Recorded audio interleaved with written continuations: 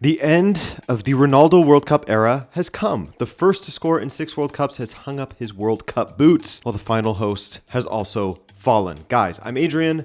Let's run through yesterday's matches.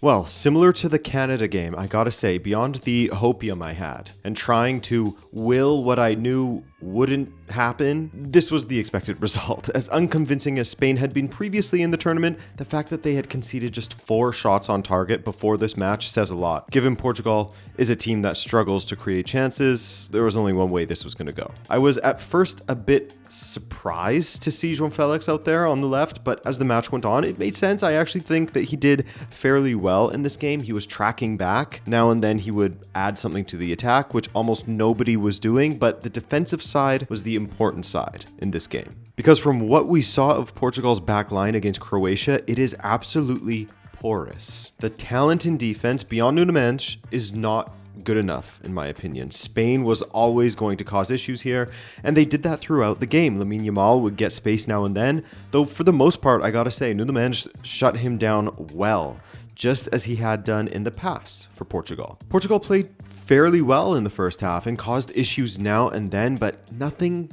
too serious at all. 2 shots on target, both very tame strikes from Ronaldo. Spain, on the other hand, we're seeing cutbacks in the box going unmet. Balls through the box unmet as well. They were putting the ball in dangerous areas. They were carving out space for themselves to attack, to strike a goal. The best player on the pitch for Portugal was Diogo Costa, easily. It felt like a goal was coming sooner or later for them. In the second half, that continued, with Spain once again having the lion's share of chances, Portugal with 5 attempts in the second half, and none of them on target. And one of the things that ended Portugal's hopes of winning the World Cup, like even if Portugal had defeated Spain, which, as you can see, they didn't, they would not have won the World Cup without Nuno Mendes, who it seems he strained his hamstring. He was Portugal's best player in this tournament alongside Diogo Costa, as he did it all. Crossing, dribbling past everyone, scoring goals, combining well with teammates, icing out Lamine Yamal once again on defense.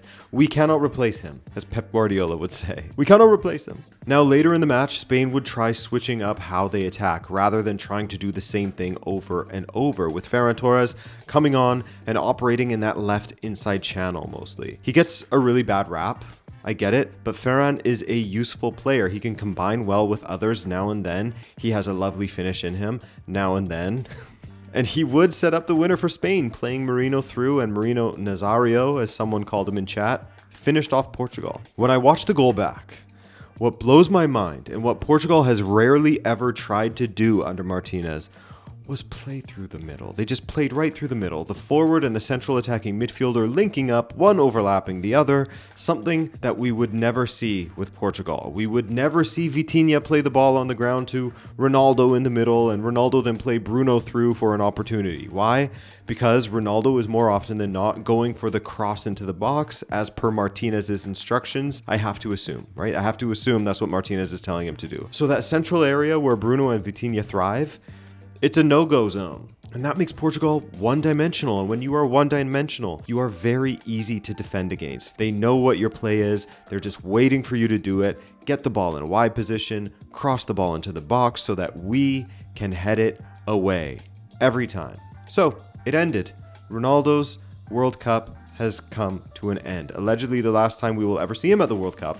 After the match, he said that he would take time to consider if he's retiring from the Portuguese national team or not.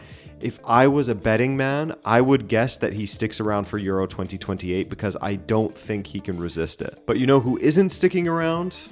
Roberto Martinez. Thank goodness for that, because he wasted 4 years as the coach of Portugal. Absolutely zero progress made, no identity in this team besides spamming crosses into the box for Ronaldo, which, by the way, Portugal did with Fernando Santos as well. There has been no evolution. Martinez, his player selections, what is Pedro Neto doing out there? Besides passing the ball backwards all the time, I don't care who the striker is, so I won't even use names.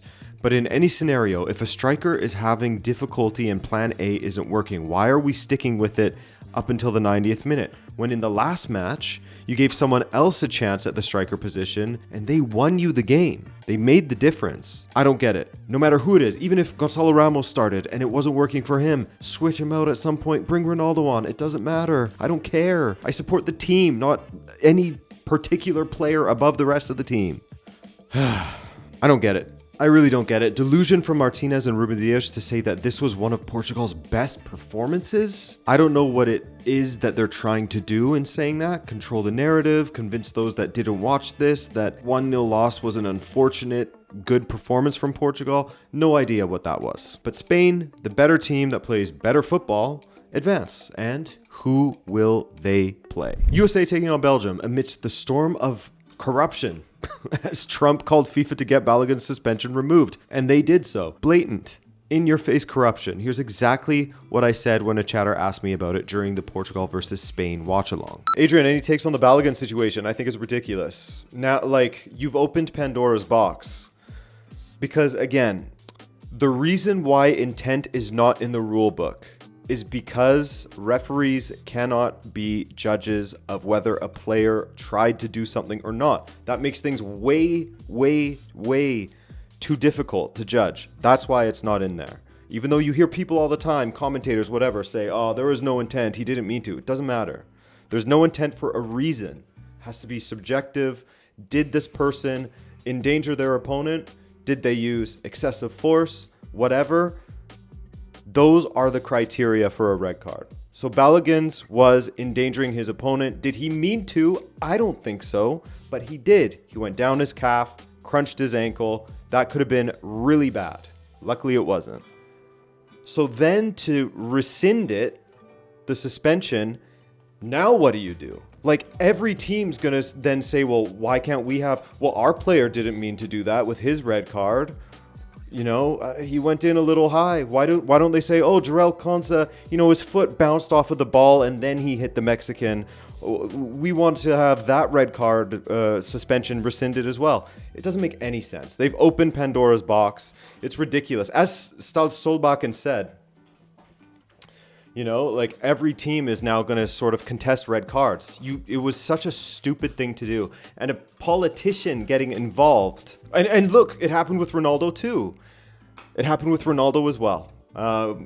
One kind of difference, I guess, is that it didn't happen within the tournament where they took the suspension away.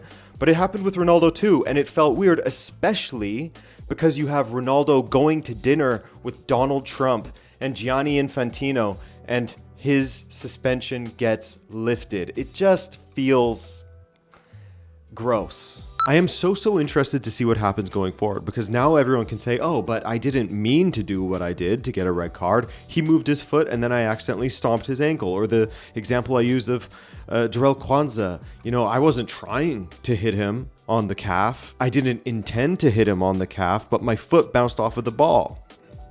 But actually, that's still excessive force, so it's still a red card. And you endanger the safety of your opponent, so it still should be a red card. But apparently, it's not for Balogun. Sorry, I'm fired up today.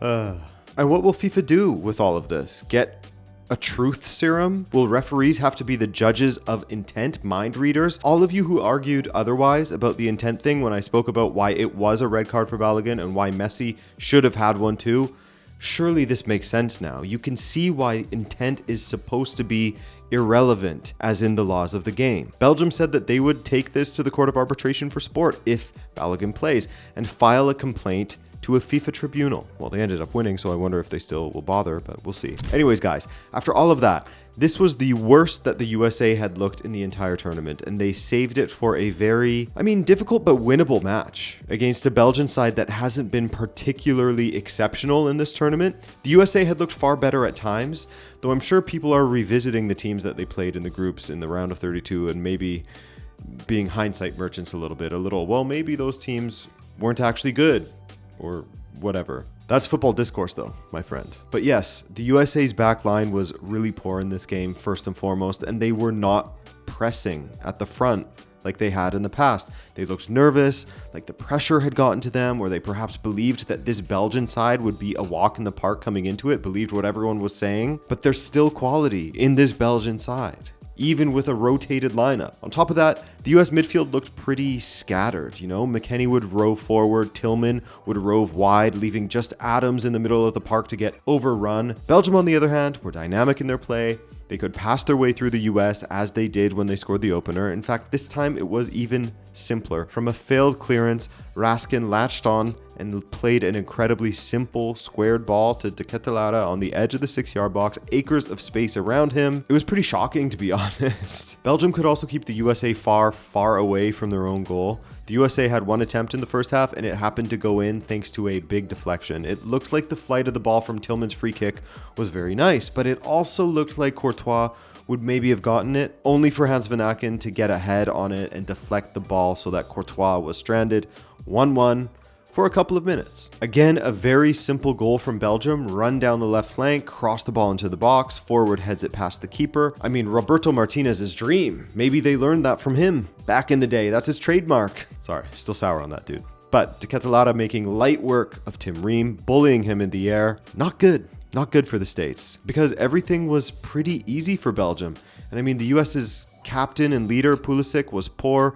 Belgium could have had more, as Luka Bacchio had a great chance late in the half to double the lead, but they would get their chances later to get some more goals. Because while the USA would improve in the second half, they were still making insane mistakes. Insane mistakes. Matt Fries, are you okay? What on earth was he doing? Stalling on the ball like that and giving it up to Vanaken to curl it around him and absolutely bamboozle Tim Ream as he was trying to get back, the poor fella. That was the third goal. Then they conceded a Romelu Lukaku right-footed goal as well. So again, it was wholly unimpressive from the USA, a bit of a letdown for their supporters, filled with mistakes, a complete lack of fight when they felt the tide turning against them, and 4-1 was the final score. But don't worry guys, Trump will call up his guy Gianni and get this match replayed, or find a way for Belgium to have to forfeit this game due to an illegal player or something. Someone's visa will get retroactively revoked, making their presence in the United States illegal, and the USA will go through.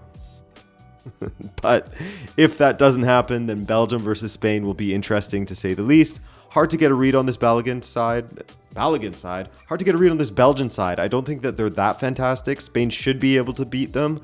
But you know what Garcia did that impressed me? After taking Doku and De Bruyne off against Senegal and then getting that comeback win, he started them on the bench and let the guys who got the comeback win have a shot at starting. A guy coming off of the bench to win it, actually getting to play in the next game. I mean, if only Gonzalo Ramos could be so lucky. So, all of the hosts are gone, knocked out. Canada, Mexico, and the USA are eliminated in the round of 16, and the round of 16 concludes today. Argentina taking on Egypt and Colombia taking on the Swiss. We'll go over that on Wednesday, then have the quarterfinals preview out on Thursday. Okay, guys? Check out the 90th minute for your daily preview show with Dan Riccio, but other than that, be well, all right?